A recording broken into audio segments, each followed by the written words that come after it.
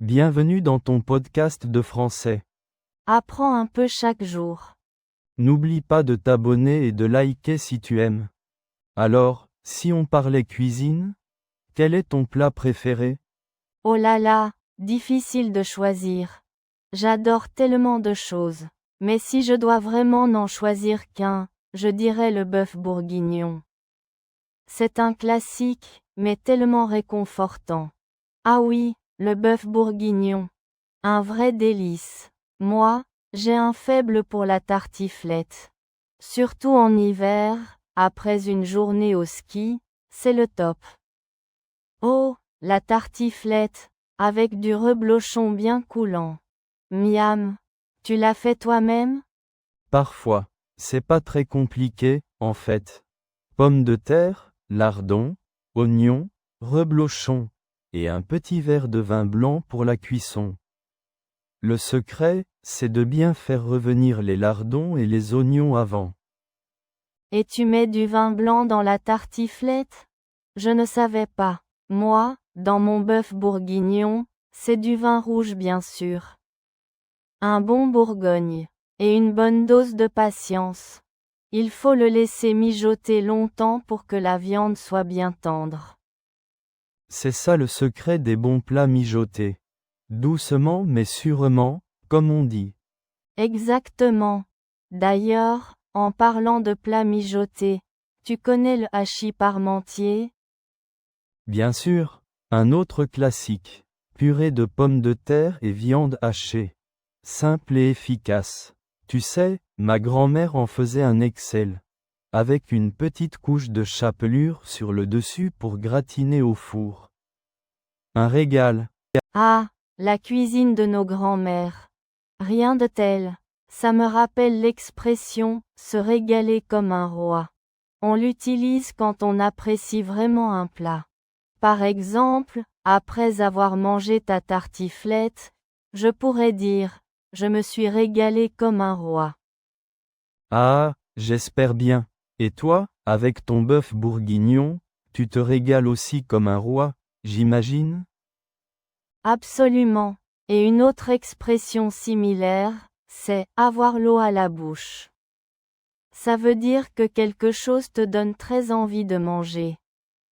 Par exemple, rien que d'en parler, j'ai l'eau à la bouche en pensant à ton bœuf bourguignon. Oh, c'est gentil.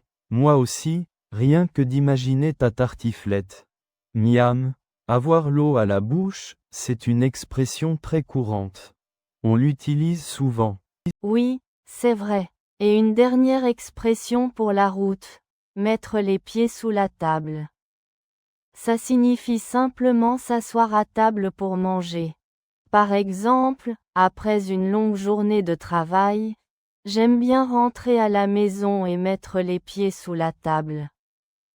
Ah oui, celle-là, je la connais bien. C'est pratique et imagé. Alors, si on mettait les pieds sous la table bientôt pour déguster un bon repas? Avec plaisir. On pourrait même essayer de faire un bœuf bourguignon et une tartiflette ensemble un de ces jours. Ce serait l'occasion de partager nos secrets de cuisine.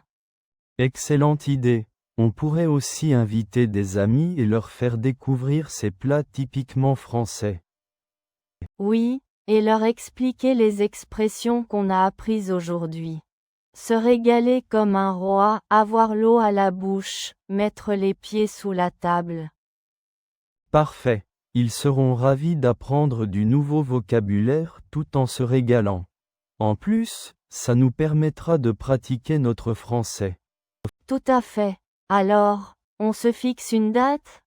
La semaine prochaine, ça te dit? On pourrait faire ça samedi soir.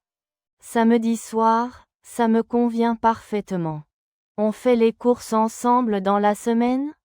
Oui, on peut se retrouver mercredi après-midi pour faire les courses. Comme ça, on aura tout ce qu'il faut pour préparer nos plats. D'accord. Mercredi après-midi, c'est noté. J'ai hâte d'y être. Ça va être un vrai festin. Moi aussi, j'ai déjà l'eau à la bouche rien que d'y penser. On va se régaler comme des rois. C'est sûr. Et en attendant, je vais continuer à rêver de ton bœuf bourguignon. Et moi de ta tartiflette. À mercredi alors. À mercredi, et bon appétit d'avance. Merci, toi aussi. Merci de nous avoir accompagnés dans cette histoire. N'oublie pas, chaque mot te rapproche de la fluidité. Continue d'écouter et d'apprendre, et on se retrouve dans le prochain épisode.